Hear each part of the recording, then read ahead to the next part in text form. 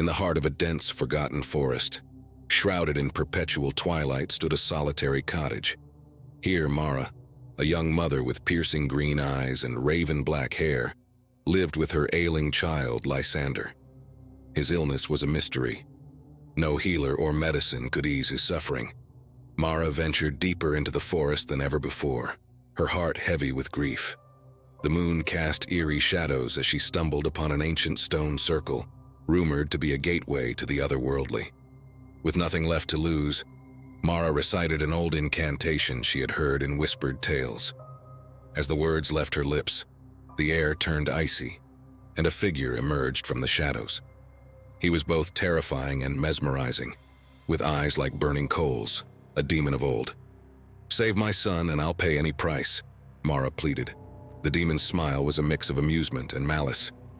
"I shall grant your wish, but in return you will serve 3 tasks of my choosing," he declared. Desperation led Mara to agree, sealing her fate with a binding oath. As dawn broke, Mara returned home to find Lysander's fever gone, his laughter filling the cottage once again. Yet the relief was short-lived, for she knew the price of her son's health was yet to be fully paid. Mara's relief was short-lived. On the first night of the full moon after Lysander's recovery, the demon appeared to her in a dream, his voice echoing like distant thunder. "Your first task," he hissed, "is to retrieve the Nightshade amulet from the ruins of Eldritch Hollow." Armed with nothing but her courage, Mara journeyed to the feared Eldritch Hollow. The ruins, once a bastion of ancient sorcerers, were now a labyrinth of shadows and whispers. The air was thick with an aura of foreboding. In the heart of the ruins, Mara faced the guardian of the amulet, a spectral entity, its form shifting like smoke. Using her wit and agility, she navigated through the treacherous traps set to deter seekers. With a blend of bravery and cunning, Mara finally seized the amulet, its dark gem pulsating with an eerie light. As she held it, whispers of forgotten incantations filled her mind, hinting at its untold power. Waking from the dream, Mara clutched the amulet, now a tangible reality.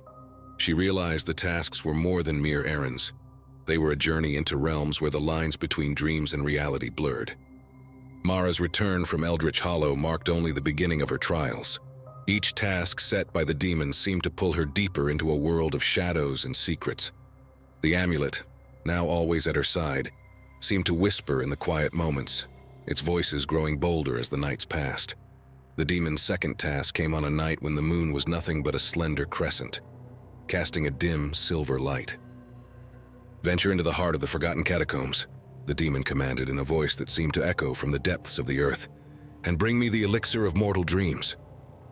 The forgotten catacombs were a place of legend, said to be the resting place of ancient kings and warriors, their spirits guarding the secrets within. As Mara descended into the catacombs, the air grew thick with the scent of earth and decay. The silence was oppressive, broken only by the faint sound of her footsteps and the distant melancholic whispers of the long departed. Navigating the labyrinthine corridors, Mara finally found the elixir, a vial of shimmering liquid, in a chamber adorned with faded murals depicting scenes of ancient glory and forgotten lore. As she reached for the elixir, the air stirred, and the faint whispers grew into anguished wails. The spirits of the catacombs awakened, their ghostly forms swirling around her, each face a mask of sorrow and rage. With the elixir secured, Mara fled the catacombs, the wails of the spirits echoing behind her.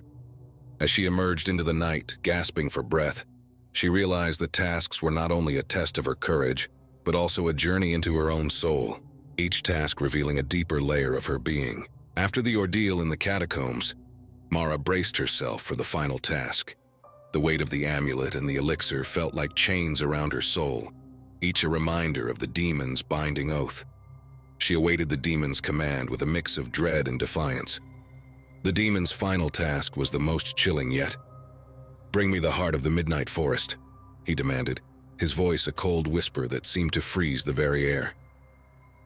The midnight forest was a place of legend, said to be alive with ancient magic and home to creatures both wondrous and terrifying.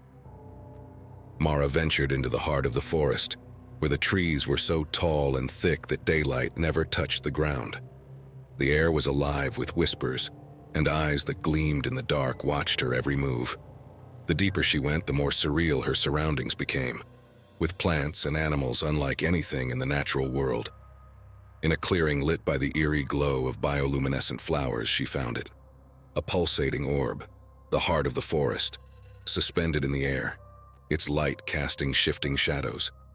As she reached out to take it, the forest came alive, its creatures emerging from the shadows, their eyes filled with a silent plea.